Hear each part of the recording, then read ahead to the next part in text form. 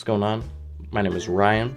Today, my last name is Imagineer because I'm going to be imagining different ways to improve Tiana's Bayou adventure over at Walt Disney World in Florida and coming soon to Disneyland in California. I personally don't think the ride is bad. I think it's a fine ride. I think it's perfectly fine. But I do think it can be improved. Much like anything art related, definitely can be improved in one way or another. And today I'm just going to be showing some concept art that I threw together. Think of this as like a Tiana's Bayou Adventure script doctor. I don't know. But before we get to all of that,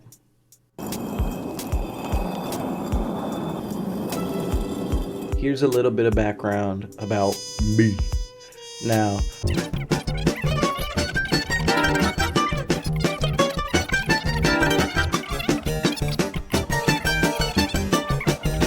so when they announced that a ride based on Princess and the Frog was coming to the Disney parks in America, I was so excited because Princess and the Frog is one of my favorite movies of all time as well.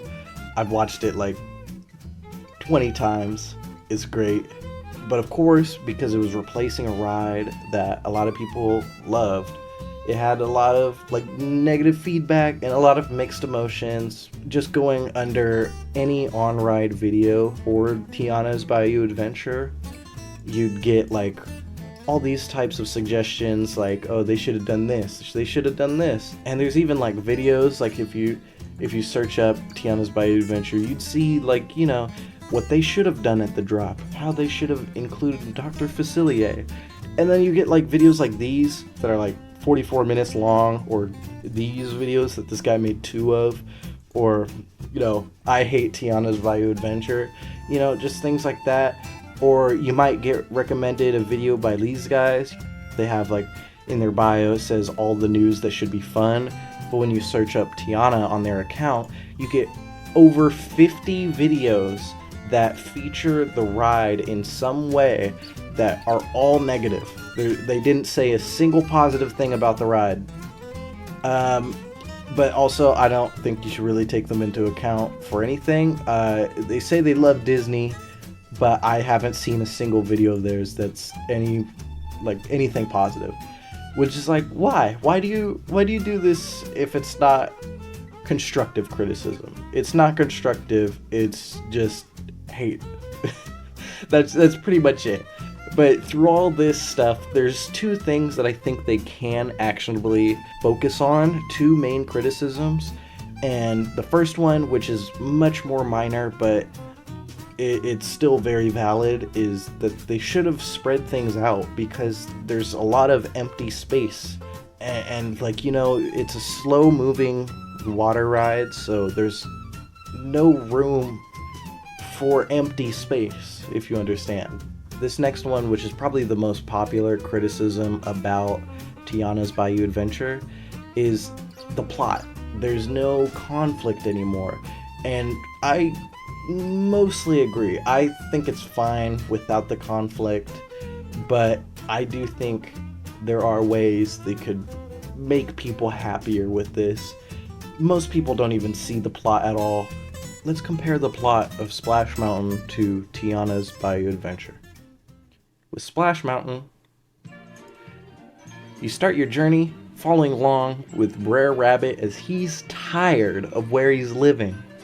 He just hates his boring life or something, you don't really know. And you just follow him along. But he's followed by Brer Fox and Brer Bear as they're trying to capture him and eat him. Now, being the trickster he is, he leads them along into the laughing place. They think it might be a laughing place for everyone, and he's just going in, but it's really just a laughing place for Brer Rabbit, the trickster that he is.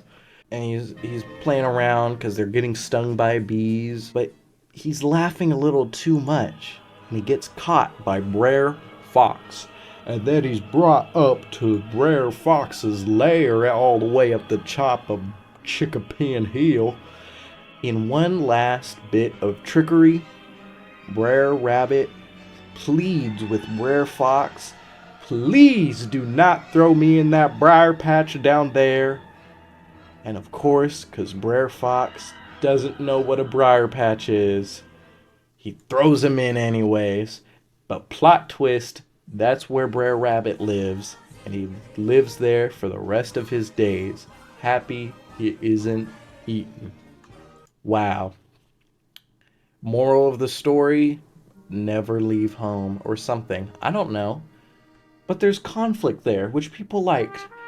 And it made the drop kind of tense. Now with Tiana's story, it's a little bit more spread out through the ride, but there's actually like less to the story, even though there is a lot to the story told through forensic details through the queue. You'll see this a lot through like little notes and letters and just random things in the queue, or even I think some of it's told over the radio broadcasts you hear throughout the queue.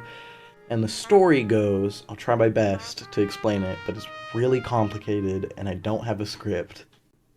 Tiana's inviting you to a Mardi Gras celebration over down at Fleur de Bayou. First you stop off at Tiana's Foods, where she needs just a little help getting ready for the party. After a big mix-up with I don't remember who, she realizes that they didn't have enough band members to play at the celebration itself. You follow her down the bayou listening to the bands of critters as they play their styles of music, and then you go along and then you see Mama Odie, and for some reason she agrees to shrink you down so you could help find frog performers. You could find frog band members and all that between the rocks in the ground. And then you see Mama Odie again, she turns you big again, and you splash back down into the bayou where you go to Fleur de Bayou, which is this place, and that's really it. So I'm going to start this off with just like a few scenes that will help flesh out the story that I'm trying to build, and also flesh out the scenes of the ride, as I think they could be better. So as you leave Tiana's Foods and splash down into the bayou, personally I think this little turn right here, which is currently empty, so I think this place would be perfect to kind of start a little bit of the conflict, not the main conflict, make a reference to the ride that used to be here, and also add characters to the ride that I'm surprised they didn't add. And those would be the frog hunters. Now in this concept, they wouldn't be in this pose, they'd be all facing away, crawdad fishing or something. You just float by, and as you hear the music start to get louder and louder, you'd float right by them, and the little guy would go, "Hey, you hear something?" And the guy would like, I don't know what you hear. And of course this guy would say his classic catchphrase, and I think that'd be a perfect kind of tone setter for the ride. It'd be nice, because when you turn this corner you see Lewis, it's kind of like, it's like, okay, we're just moving already, but you have this silent section here that has nothing.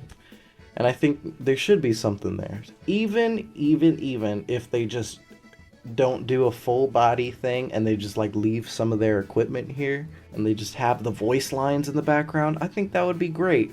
Then as you turn the corner, you meet the first band of critters, and that scene's fine. But immediately after, as you kind of transition into the Firefly segment of going down the bayou, it's another empty space. So you have this little dark corridor that I think could be used a lot better, especially as where the Firefly scene should go. Now I think it should be moved here, you'll see why in a minute, but I think this would be like the perfect spot, especially because you hear the voice of Ray, you hear him start to sing. And I think this would be the perfect spot to introduce the Fireflies, really. And then you go by another band of critters, and you get to this weird corridor. There's like not really anything, and the music fades away as you're moving away from it and then fades back in. But I think this section right here, this section would be incredible to set up the conflict, but not fully yet. You'll see what I mean. Now here, I think should be another scene with the frog hunters, okay? Okay? Okay? Hear me out. Hear me out. Now, in reality, you would just see like barely the top of their heads from behind, like the grass and stuff. You'd see this guy's head because he's way too tall. And what you'd hear as you go by is you'd hear this guy picking up something, and he'd be like, "Oh, what's this? I don't know. Like, oh, what is that?" And then this guy's like, "Don't touch that. That's that voodoo something." And then you just hear them clatter, and he like throws it or something, and they all like duck down back fully behind the bushes. You continue floating down, and then you see Tiana and Lewis stuck in that stump. And then of course you see Mama Odie. I think this part is fine. Her shrinking the people down. I think it's fine. I don't think it needs to be rewritten. But after you splash down into the underground segment, I do think that they should change the music for this area, and I'll get to why in a second fully, but I think instead of playing Dig a Little Deeper, I think it would be a lot better if they played When I'm Human. Because not only is that a more jazzy song for a jazz band, you'll get an interaction with Lewis when he's looking down through the little hole in the ground, and Tiana, and they could be like, "Oh, I recognize that song," or something. I don't know. It's not my job to write the script. But I think that would make this segment a little better, and it would transition a little better into this next idea. But as you go along, you hear Dig a Little Deeper, then you come across the fireflies, and you get a little closer, and there's like the animation of them like looking into the bottle being all magnified and stuff.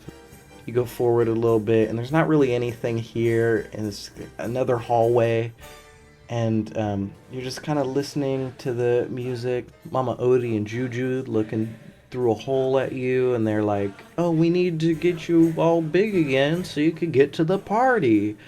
And so you get transformed through Mama Odie's magic, and she's there at the top of her tree, and she's like, "We gotta get you to the party again."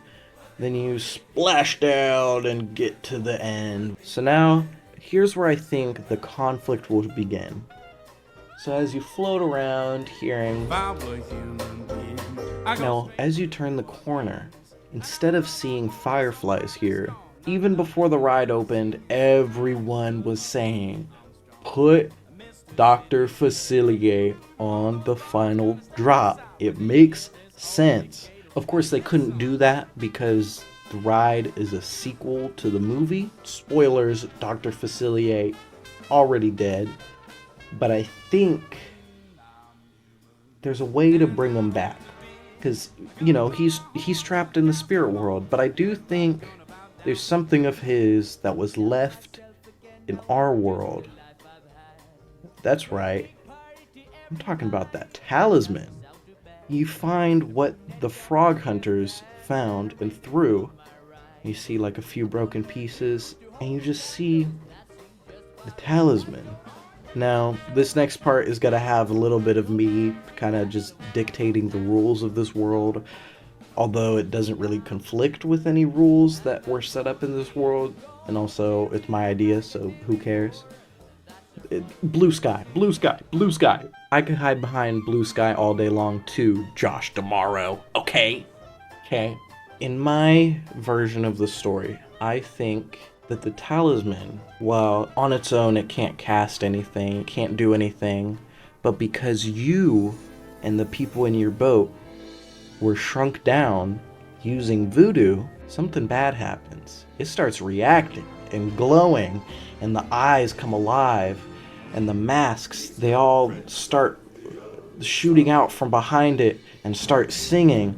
And of course, as you turn that corner, everything is unleashed. In this section, I kind of went a little overboard with kind of like the designs. I don't expect them to ever like do something this crazy, but I just thought the little ragdolls, I thought that'd be kind of cool to have them larger than you because you're shrunken down. And maybe in this version, even having like projections over top, have that kind of wispy effect of the voodoo from the movie. Now, might be a little confused at this point. What's going on with the story? Why is this voodoo unleashed all of a sudden? The talisman was broken, but in the split second that you got near to that talisman, as you were affected by voodoo to be shrunk down and it started glowing, that is the split second that a teeny tiny doorway opened from the spirit world to the world of the living. Of course, being the sly man that he is, Dr. Facilier was able to make another deal with his friends on the other side. But he's convinced them that if he could take your souls, he can get out of the spirit world. And I think just having the shadow demons on the side reaching down towards you as you get moved towards the lift hill, I think would be really cool. And of course, it's not Mama Odie's magic that's bringing you up the lift hill. It's the shadow demons that are bringing you up and up and up through the treetops. But of course, this isn't Dr. Facilier's swamp. This isn't his swamp. It's Mama Odie's swamp. And there she is, casting away the demons. She is doing it, and have little projections on the rocks right there of her like casting away the spirits. I think that would be awesome. And you could even keep the same audio. You could keep the same audio of her just like, we gotta get you to the party, and then add in some of the lines from the movie of her like, wow, wapa. I don't think she said any of that.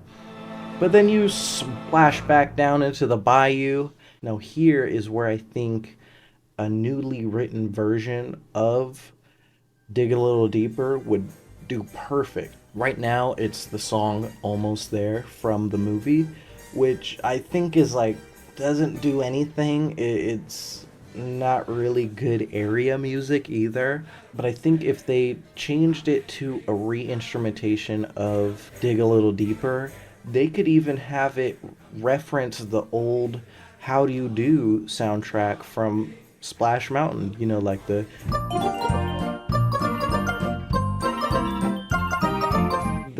little kind of instruments from that song. I think you could use for Dig a Little Deeper. And then as you go through this little cave part, I think you should hear Tiana sounding like she's up ahead or behind you, depending on where you are in the tunnel. I think it should sound like she's singing along to Dig a Little Deeper. And that perfectly transitions into the final scene, which is that special spice that she was looking for, or was supposedly looking for, was you. It was your presence there. It was you. There's also one last thing I think that should be changed for the ride. And as you go around Fleur de Bayou, you see this little clearing through the bayou, and it goes to the waterfront where you see Tiana's palace. And it's pretty. You see Evangeline and Ray. It's a pretty scene. The thing I would change about it is that it, like, if you just make it something more sentimental, because we all know she has her restaurant open. You're at the, like, celebration at her food company. What I think would make the story come full circle and also be more sentimental is a view of her street. Now this, of course, is just a screenshot from the movie, but it would definitely be a like much further away view. But I think if you have her house and her front porch, which all of the neighbors would gather to have her food, you could still have Ray and Evangeline in the background, because that's how she originally saw Evangeline. And also, it goes back to the song itself, Special Spice. The spice she added to the gumbo made it perfect. And I think that would really push the story in a proper direction, and that is the end of the ride. Also, look at this Hatbox Ghost concept art I made in like 5 minutes when the Hatbox Ghost was put in the Florida version of the Haunted Mansion. Yeah, kind of sucks. Anyways, thank you for watching. Wait, what the